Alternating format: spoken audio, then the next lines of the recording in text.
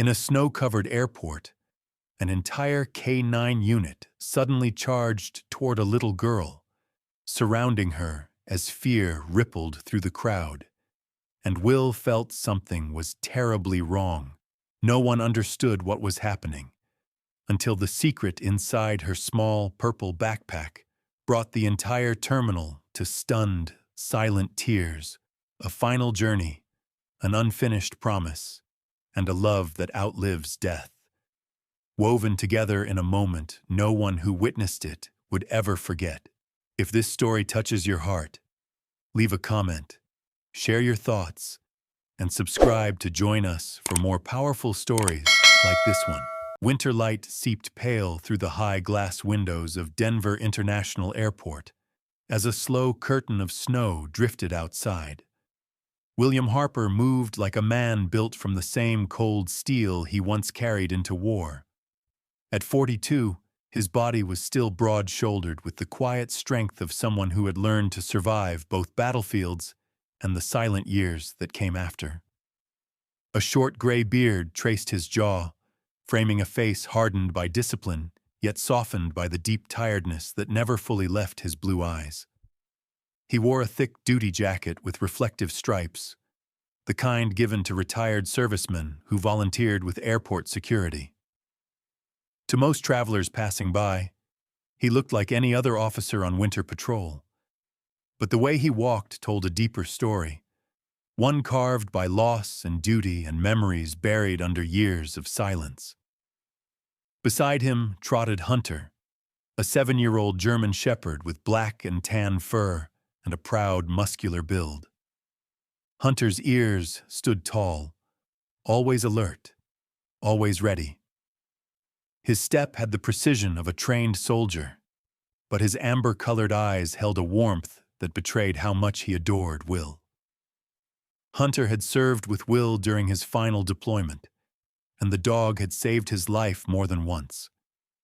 Since leaving the service, Hunter had become Will's steady companion, the one creature who understood what lived inside the quiet spaces of his mind. The airport hummed with morning activity. Rolling suitcases clattered across the floor, flight announcements echoed overhead, and tired travelers wrapped in scarves hurried toward steaming cups of coffee. Outside, the blizzard strengthened, forcing the light into a gray wash that made the entire terminal feel suspended in a quiet winter dream. Today, Will was assisting the K-9 demonstration unit, a volunteer program he joined to keep both himself and Hunter grounded. The team consisted of 12 active duty police dogs, each handled by young officers eager to impress during the winter safety showcase. Among them was Officer Brian McKenna, a tall and lean man in his late 20s with sandy hair and a clean-shaven face that made him look younger than he was. His cheerful personality was a sharp contrast to Will's reserved nature, yet he admired Will deeply. Brian often said that Will carried himself like a man who had known too much pain to ever raise his voice again. The demonstration was supposed to be routine: obedience drills, search simulations, and a brief crowd interaction. Will stood at the edge of the formation, arms folded, watching with the careful eyes of a man who had once trusted teams like this with his life. But then something unexpected happened. A sharp bark split the air. Another followed. Before any handler could react, all 12 police dogs broke formation at once. Their bodies surged forward in a wave of muscle and fur, paws thundering against the polished floor as they sprinted toward Gate 12. Passengers froze. A woman with curly brown hair dropped her coffee. A businessman stumbled back in alarm, clutching his briefcase to his chest. A little boy shrieked and hid behind his father. Will's instincts kicked in. He grabbed Hunter's collar, but Hunter yanked free and shot after the police dogs. His posture was not aggressive, but urgent, as if something familiar had suddenly called him. "Hunter, heel!" Will shouted. The dog ignored him. That was the moment Will felt the unease twist in his gut. Hunter did not disobey. Not ever. Something was wrong. He sprinted after the pack, weaving through startled travelers.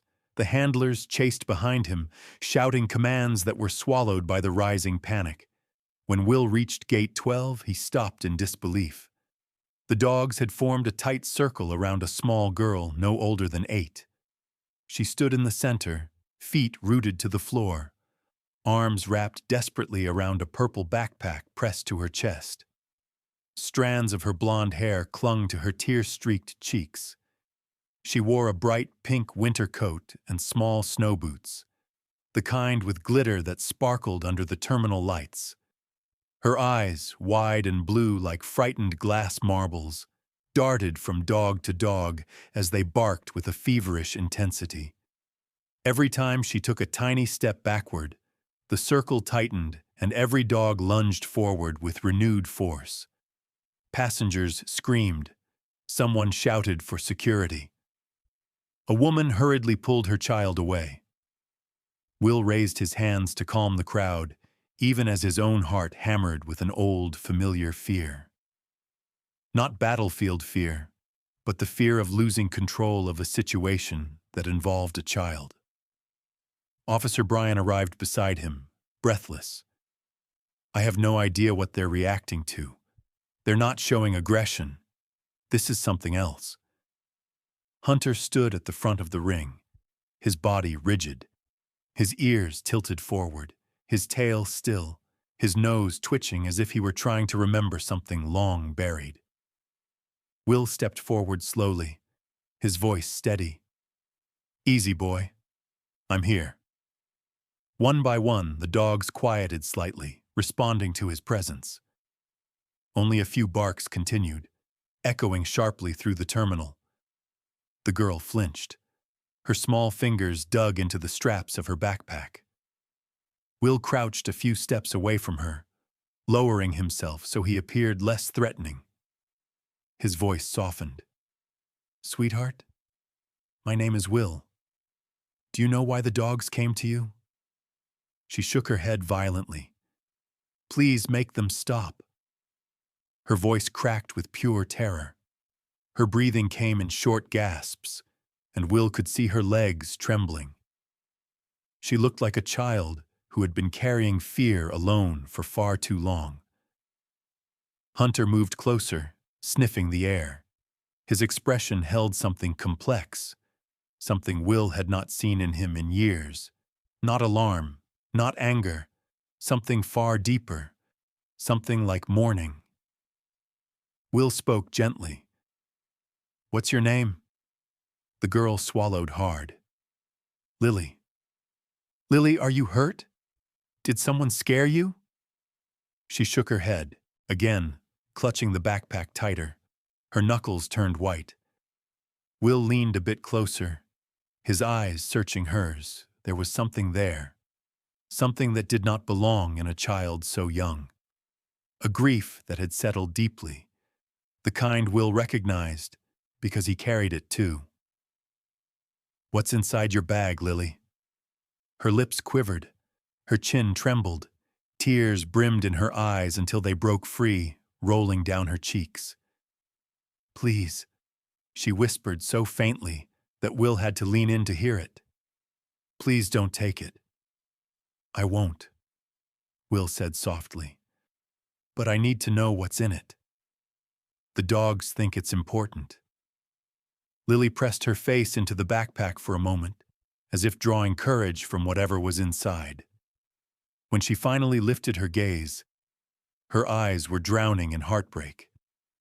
It's my dad, she cried, and the terminal fell silent. This is exactly where the chapter ends. In alignment with your summary, the security office felt colder than the winter storm outside. A square room of muted gray walls and humming fluorescent lights that cast a pale glow across the metal table in the center. It was the kind of room built for order and interrogation, not for children with trembling shoulders and grief too old for their age. Lily Carter sat in the middle of it, her small hands gripping the purple backpack as if it were the last warm thing in her world. She was still wearing her pink winter coat, its fur-lined hood slightly damp from melted snow. Her blonde hair, soft and thin like strands of corn silk, framed a face round with innocence yet tightened by sorrow. The redness beneath her eyes revealed she had been crying long before the dogs approached her. Will Harper took the seat across from her, lowering himself slowly. His joints ached from old injuries, but the ache inside his chest was sharper. He had seen children in war zones before, children whose expressions were eerily similar to Lily's. That same hollowed look, that same distant fear. He hated seeing it here, in a place meant for safety. Hunter stood outside the locked glass door, pacing in slow, deliberate circles. His thick tail hung low, and every few seconds he pressed his nose to the glass, whining with a soft, quivering sound that echoed down the hallway. Two security officers watched him warily, unsure whether to restrain him or let him be. Hunter had never acted like this, not even when gunfire tore through a battlefield years ago. A woman in her mid-30s stepped inside. She introduced herself as Officer Maria Stevens, the airport's lead security supervisor. Maria had olive-toned skin, dark eyes, and hair pulled into a sharp ponytail. She carried herself with calm authority, the kind built through years of handling emergencies without losing her composure. Her uniform fit neatly against her athletic frame, and the rectangular badge on her chest glinted under the cold lighting. She studied Lily for a moment, her expression softening, and then turned to Will. "We sealed the hallway. No one comes in or out until we understand what triggered the dogs." Will nodded. "It's not aggression. You can feel it. They're responding to something personal." Maria crossed her arms. Personal doesn't cause trained K-9 units to break formation simultaneously. "It does," Will said quietly, "if the memory behind that scent runs deeper than their training." Maria looked at him with confusion but said nothing. Will leaned slightly forward, turning his attention to Lily. "Sweetheart, earlier you said your dad is inside your bag." He kept his voice gentle, the way someone speaks to a fragile animal. "Can you tell me what you meant?" Lily hesitated, her lips pressed tightly together, and she sniffed once before whispering, "I don't want anyone to take him." "We won't take him," Will said. "I promise, but we need to understand." Lily's small fingers trembled as she slowly placed the backpack onto the table. Maria stepped closer but remained silent. Will slid the backpack gently toward himself, giving Lily time to stop him if she chose. She didn't. Instead, she closed her eyes, as if bracing for a painful memory. Will unzipped the bag. The quiet room grew even quieter. Inside lay a small metal tin. Its edges were scratched, the lid slightly dented, as if it had been handled through years of service. Wrapped carefully around it was an American flag, folded into a tight triangle. The fabric was faded along the seams, and the faint scent of smoke and pine clung to it, a scent that made Hunter scratch harder at the door. Beside the tin sat a police badge, old and worn, the engraved number barely visible, but still carrying a silent dignity. And tucked into the corner, encased in a glass vial, was a fine gray powder, ashes. Maria covered her mouth. "Oh, God." Will exhaled slowly. Every muscle in his body went still. He lifted the tin with reverent care. "Lily, whose things are these?" She opened her eyes and stared at the items. For a moment she looked older, as if grief had aged her years ahead of time. "My dad," she whispered. "Sergeant Jacob Carter." Will blinked, stunned. Jacob Carter? Lily nodded. The name struck him like a physical blow. Jacob Carter had been a K-9 sergeant with a reputation built on courage and loyalty. He had been the kind of man who inspired rookies and comforted frightened civilians in the same calm breath. Will had met him once during a joint training session years ago. Carter had a square jaw, deep-set brown eyes, and a smile that made people feel safe. He carried kindness like armor and discipline like a second skin. 6 months ago, Will had heard rumors of his death. A rescue mission gone wrong near Colorado Springs, a collapsed building, an explosion. But he had not known the details, and he had never known Carter had a daughter. Hunter suddenly barked outside the door, a deep and pained sound. His paws scratched at the glass as he pressed his body against it, desperate to get inside. Will understood. Hunter remembered the scent. Carter had once trained with Will's unit, and Hunter had interacted with him more than once. Dogs never forgot people who treated them with respect and affection. The scent on the flag and ashes must have awakened old memories, the same way a melody or photo could resurrect a person for humans. Will set the items down gently. Lily, why are you carrying these alone? She wiped her nose with her sleeve. Mom said Dad's heart belonged on the snowy hill near Dillon Lake. She said that's where he'd want to rest. Her voice cracked. She couldn't come. She cries every time she talks about him. So I wanted to take him myself. I just wanted him to go home. Will felt his throat tighten. There was bravery in Lily's eyes, a stubborn courage that mirrored the strength Carter was known for. Yet, beneath it was a deep ache, the kind that could twist a child's understanding of the world. Maria looked shaken. You're telling me these dogs recognized the scent of their old handler from his ashes? They did, Will replied. And so did Hunter. Hunter barked again, softer this time, a whimper woven into the sound. Maria hesitated, then walked to the door and unlocked it. Hunter barreled inside, but instead of approaching Will, he went straight to Lily.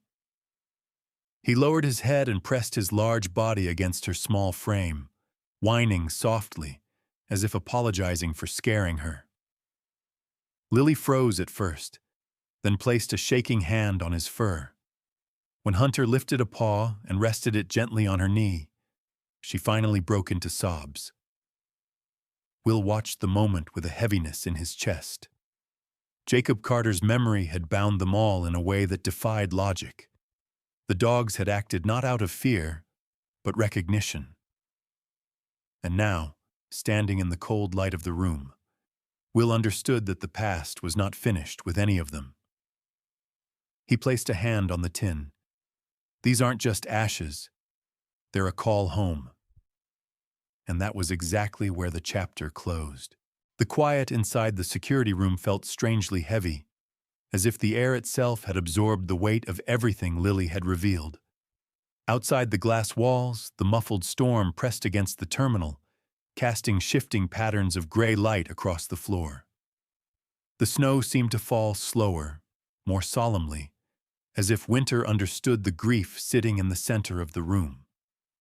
Will Harper stood beside the table, one hand resting near the folded flag that held the lingering scent of a man he once owed his life to. Years ago, during a night operation overseas, Will had been pinned beneath crumbling rubble after an explosion. Panic had clawed at his throat until a strong pair of hands pulled him free. Jacob Carter. A man who had met him only hours before but acted as if he had known him forever. That was the kind of soldier Carter had been. Quiet bravery, steady strength, a heart that always had room for one more person in need. As the memory resurfaced, Will felt an ache behind his ribs, a tightening that made his breathing slower. He looked at Lily, who sat on the floor now, arms wrapped around Hunter's thick neck. The 7-year-old shepherd pressed his head against her small chest, his ears flattened, his tail still. His reaction was unlike anything Will had seen. Hunter was calm by nature, disciplined and loyal, but this was deeper. He was grieving. Another dog barked softly outside the door, not in alarm, but in recognition. Soon, the soft barks grew into a chorus of low, mournful whines. Officer Brian McKenna opened the door a crack, letting the sound flood the hallway. The dogs sat in a scattered line, bodies lowered, heads bowed. Their handlers looked equally puzzled and moved, unsure how to respond. Maria Stevens stepped beside Will, her voice quieter than before. "I've never seen anything like this." Will nodded. "They're not reacting to fear, not even to duty." He looked at the flag again. "They're reacting to memory, to love." Maria studied him for a moment. Her dark eyes softened. "You knew him well, didn't you?" Her tone carried curiosity, but also respect. Will swallowed. "He saved me once, pulled me out of a collapse during a mission, didn't hesitate. I never heard him raise his voice, never saw him lose control. He was one of those rare people who could walk into chaos and make everyone believe it was going to be okay." He paused, jaw tightening. "I thought I'd be the one honoring him someday. Not this girl. Not like this." Lily looked up. Her small fingers tangled in Hunter's fur. "Dad liked dogs more than people sometimes," she whispered. "He said dogs don't lie. They don't pretend. They just love." Maria crouched beside her. "Your father sounds like a very good man." Lily nodded slowly. "Everyone said that." Will glanced out the glass door. Passengers had begun gathering beyond the barrier, drawn by curiosity, fear, or something more tender. Many held their phones, but weren't recording anymore. The atmosphere had changed. The urgency and panic had shifted into something reverent, something quiet. The airport chief arrived then, a tall man in his early 50s named Alan Whitmore. His thick eyebrows, streaked with silver, framed a stern face lined with years of responsibility. He wore a dark navy blazer over his uniform shirt, a sign that he had been pulled from a meeting. Though he often projected authority, his brown eyes revealed a careful patience and a deep sense of fairness. "What exactly is going on here?" he asked, voice calm but firm.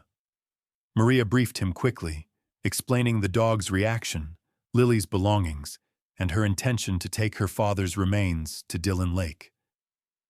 Chief Whitmore listened without interruption, one hand rubbing his stubbled chin. When she finished, he looked at Will. "Do you believe this is safe?" he asked. The dogs surrounding her, all of them reacting at once. This could have been a disaster. Will shook his head. They weren't protecting themselves, and they weren't trying to harm her. They were protecting him. He gestured toward the flag and the ashes. Carter trained some of these dogs. They recognized his scent. Chief Whitmore frowned, incredulous. "Through the bag? Through ashes?" Will nodded. "Dogs remember what matters."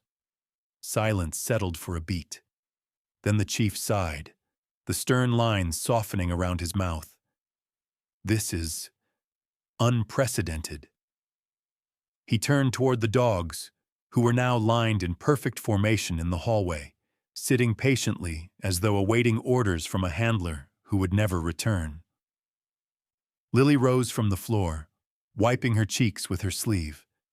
She approached the table and lifted the folded flag with both hands, holding it against her chest with surprising care.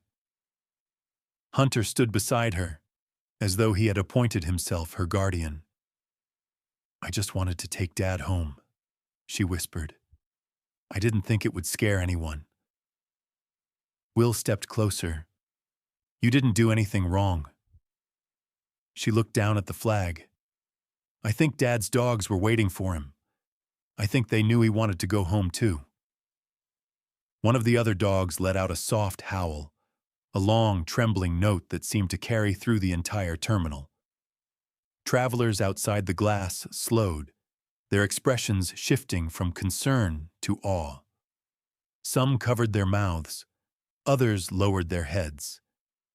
Chief Whitmore cleared his throat, visibly moved. If these dogs want to say goodbye? He hesitated, the weight of protocol wrestling with the weight of compassion. Then let them. Maria looked at him in surprise. Sir? It's not a security threat, he said softly.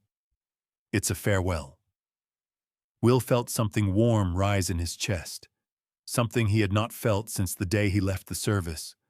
Pride, gratitude, a strange relief he couldn't name. He nodded once. Thank you, sir. Lily stepped into the hallway, then, holding the purple backpack to her chest. Hunter walked at her side, pressing close enough that their steps almost synchronized.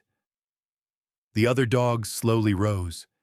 Their bodies moved with deliberate grace, tails low, ears bent, a canine procession of honor.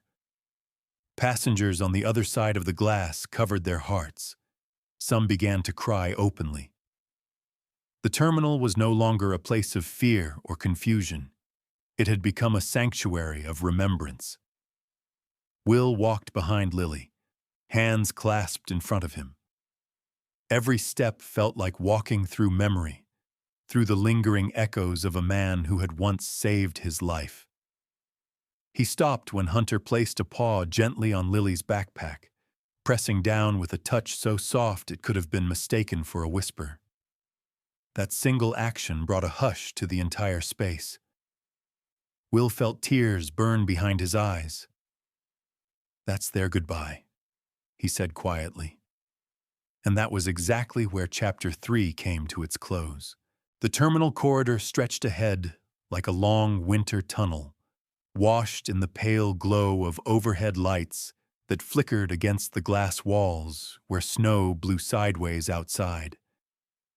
The storm had thickened, softening the world beyond the airport and painting the runways in shades of silver and ghost white. Yet inside the terminal, a different kind of stillness held the air, a silence shaped not by weather but by reverence. Will Harper walked beside Lily Carter, his broad silhouette steady and protective. The 42-year-old veteran carried himself with the calm of someone who had marched through chaos many times before. His thick beard, peppered with gray, framed a jaw tightened by emotion he didn't voice. The memories of Jacob Carter pressed heavily against his ribs as he guided Lily through the waiting crowd. He felt the same tightness he used to feel before a final salute to a fallen soldier, a blend of grief and pride that never grew easier. Lily held tightly onto Will's hand, the purple backpack hugged close with her free arm. Her small frame seemed even smaller now as she walked through the silent passage of strangers. Her blonde hair brushed her cheeks when she looked left and right, noticing how people stepped back respectfully, creating a clear path as though honoring a procession no one had rehearsed. Her cheeks were still flushed from crying, but her steps remained steady. There was courage in her that reminded Will painfully of her father. Hunter led the way. The 7-year-old German shepherd moved with a seriousness that replaced his usual attentive patrol stance. His thick coat bristled slightly with the static of the cold air, and his eyes remained fixed ahead, carrying a weight that made him appear older. His tail hung low yet controlled, a soldier in mourning walking a final mission. Every few steps he glanced back at Lily, checking that she was still with him. Behind them marched the K9 unit, 12 police dogs of various breeds. Some were towering Belgian Malinois with lean frames and intelligent dark eyes. Others were solid and powerful German shepherds, coats glossy under the overhead lights. Their handlers followed respectfully, each wearing their winter uniforms and solemn expressions. Among them was Officer Brian McKenna, who kept his gaze lowered. The usually energetic 20-something officer now moved with deliberate, quiet steps, the situation having humbled him in a way training never had. Near the rear of the formation walked Officer Dana Holloway, a new addition to the scene. Dana was in her early 40s, with short auburn hair and pale skin dotted with light freckles. Her sharp green eyes watched the procession with a careful mix of duty and emotion. Dana had served in disaster response before joining airport security, and the loss she had seen over the years had shaped her into someone who understood grief without needing it explained. She placed a protective hand on the leash of her Malinois, Coda, as she walked. Coda's ears twitched forward, sensing the tension in the air. The passengers lining both sides of the terminal corridor stood in silence. A few covered their mouths. Others placed hands over their hearts. Some wiped tears from their eyes without shame. The sight of the dogs walking in synchronized steps, their bodies aligned as if honoring a fallen commander, stirred something deep inside everyone watching. A young mother in a red parka pulled her son close. The boy, no older than 6, whispered, "Mom, why is everyone so sad?" His mother knelt, her brown hair falling over her shoulder. "Because sometimes brave people leave us," she murmured. "And today the dogs remember someone they loved." Her explanation seemed to echo the sentiment of everyone present.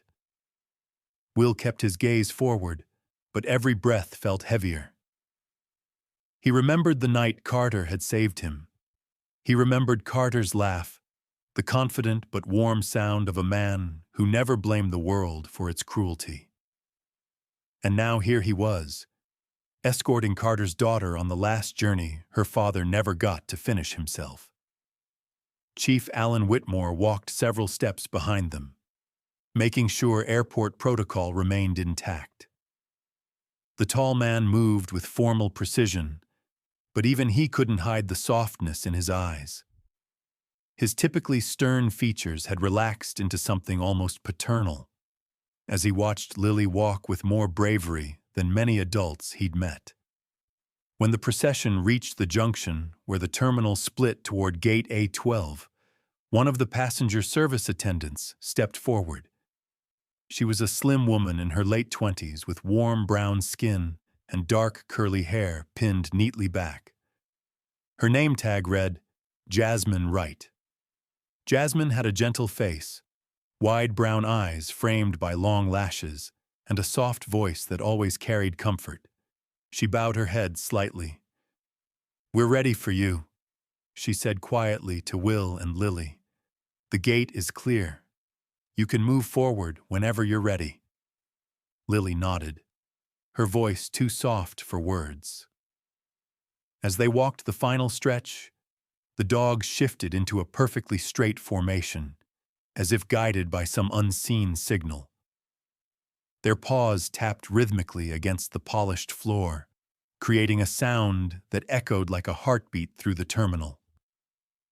Hunter slowed until he was directly beside Lily, brushing against her gently. She tightened her grip on his fur, drawing strength from him. Will placed a steady hand on her shoulder, guiding her toward the glass doors leading to the jet bridge. Snow blew harder outside, streaking the windows with a flurry of white. The world felt frozen except for this one slow, deliberate march. When they reached the beginning of the jet bridge, the entire corridor behind them fell into a breathless hush. The K9 unit sat down simultaneously, their handlers remaining behind them. The dogs lowered their heads together in a final gesture of respect. Hunter stepped forward and turned back to face Lily. His amber eyes met hers with a depth no human language could contain. Then he lifted his front paw and placed it gently against the purple backpack. A soft whine escaped him, long and trembling. It was a goodbye. Lily's tears came again, but she didn't shy away. She knelt and wrapped her arms around Hunter's neck, pressing her face into his fur. Will knelt beside them, his heart pulled tight by the sight. "I'll take you the rest of the way," Will murmured. "I promise." Lily nodded through her tears. The chapter ended as Lily and Will stepped into the jet bridge, carrying the backpack and the final farewell toward the plane waiting in the snowy morning light. The runway outside the terminal was blanketed in a heavy, swirling curtain of winter. Snow drifted across the tarmac in slow waves that danced under the airport floodlights, turning the world into a quiet stage of silver and white. The jet bridge door had sealed minutes ago, carrying Lily and the memory of her father toward the plane waiting beyond the storm. Now, all that remained was the distant hum of engines warming beneath the thick clouds. Will Harper stood at the edge of the tall observation window, his broad shoulders squared, even as his breath fogged the glass. His hands rested on his hips, fingers flexing unconsciously, the same way they did before a final salute. He watched every movement on the runway with a gaze both sharp and sorrowful. The 42-year-old veteran felt the ache of familiarity in this moment. He had said too many goodbyes in his life, to friends, to mentors, to the parts of himself that war had taken. But this one dug deeper than most. Because it wasn't only a farewell to Carter, it was a farewell entrusted to him by a little girl who had shown more courage than anyone expected. Hunter sat at Will's side, his thick coat dusted with stray flakes that had blown in through the double doors moments earlier. The 7-year-old German shepherd watched the runway with intense, unblinking focus. His ears were perked, his head slightly tilted, the kind of posture that suggested he was listening not just to the engines, but to something beyond them. Something remembered. Something loved. Behind them, airport staff moved carefully, still respectful of the atmosphere that lingered like a hush in a cathedral. Jasmine Wright, the gate attendant with warm brown eyes and soft curls pinned neatly behind her ear, stood near the podium, her hands clasped in front of her. Though her job required her to project calm professionalism, her eyes glistened faintly. She had seen countless flights depart, countless families part ways, yet nothing had carried the weight of this procession. Further back in the seating area, Chief Alan Whitmore gave instructions to a few officers with the low, steady authority of a man who had spent decades managing crises. Yet even he paused occasionally to glance out the window, watching the aircraft as if hoping it would carry a piece of the sadness away with it. His usually stern face softened, the silver streaks in his brows catching the soft light. Officer Dana Holloway stood beside her Malinois, Coda, gently stroking the dog's neck. Her sharp green eyes followed Will and Hunter, admiration hidden behind her steady composure. Dana had known loss too. During disaster response, she had once held the hand of a survivor who didn't make it. That memory had shaped her into someone who respected grief in all its forms. Now, watching Hunter's quiet vigil, she felt that familiar weight in her chest. Officer Brian McKenna leaned against a column nearby, his sandy hair slightly disheveled. Had wiped his face earlier, pretending it was from the cold, not the emotion. "Unbelievable," he murmured under his breath. "I'll never see anything like this again." His voice cracked slightly as he said it. The plane finally began to move, a slow, steady advance along the snowy path. Its lights pierced the fog like two distant stars. The sound of the engines deepened, vibrating through the glass. Lily was somewhere inside, clutching her backpack, the flag, the badge, and the ashes of the man who had taught these dogs what loyalty meant. Hunter rose to his feet. Will placed a steady hand on the dog's shoulder. The fur beneath his palm felt warm, tremoring slightly. Hunter pressed his nose to the cold glass, exhaling a soft cloud of steam against it.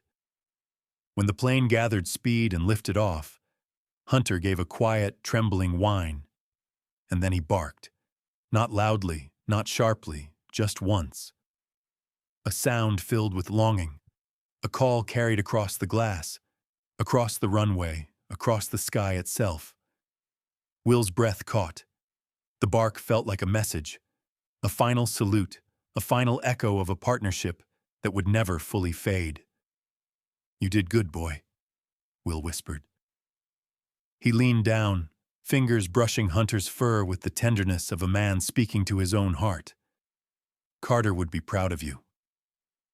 Hunter looked up at him, amber eyes glimmering with something Will could only describe as understanding. The dog pressed his head against Will's thigh, a gesture of comfort and connection.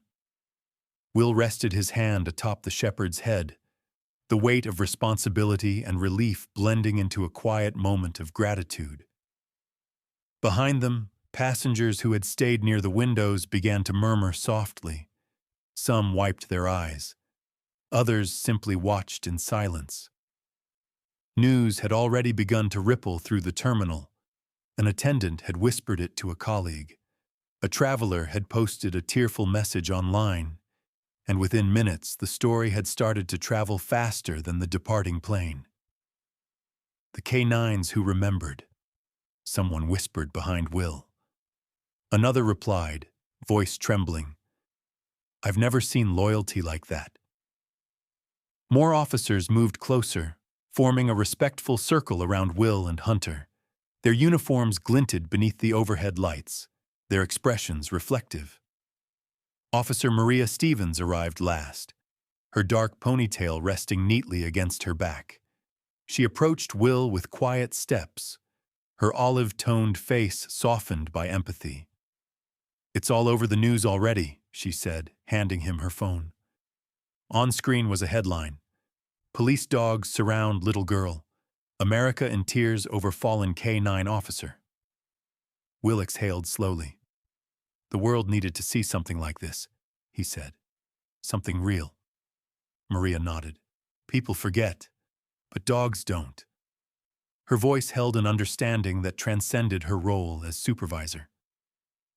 Chief Whitmore stepped forward. "Harper," he said, his deep voice more gentle than strict, "you handled this with honor." He extended his hand. Will shook it firmly. "Thank you, sir," Will replied. The chief glanced at Hunter. "And your partner. He has more heart than most people I know." Hunter let out a soft snort, as if acknowledging the compliment. The group watched as the plane disappeared into the thick clouds, swallowed by the winter sky. For a moment, everything felt suspended. Time, breath, the quiet pulse of grief and love intertwined. Then Will straightened, feeling something inside him settle. Not closure exactly, but a sense of purpose regained. Lily was safely on her way. Carter was going home, and Hunter had done what he came here to do. This was where their chapter ended. Sometimes, the miracles we pray for don't arrive with thunder, lightning, or angels descending from the sky. Sometimes, they come quietly, in the shape of a loyal dog who refuses to forget, a brave little girl carrying the weight of love, or a veteran who chooses compassion over fear. In moments like these, God reminds us that loyalty never dies, and love always finds a way home. If today's story touched your heart, let it remind you of something simple yet powerful. Even in the coldest winter, God still places warmth in unexpected places. in the kindness of strangers, in the memory of those we lost, and in the faithful hearts of the animals He created to walk beside us.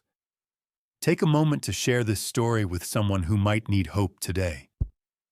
Leave a comment telling us where you're watching from, and don't forget to subscribe so you won't miss more stories of faith, courage, and the quiet miracles still happening all around us. May God bless you, your family, and every soul, human or animal, still searching for light in the snow.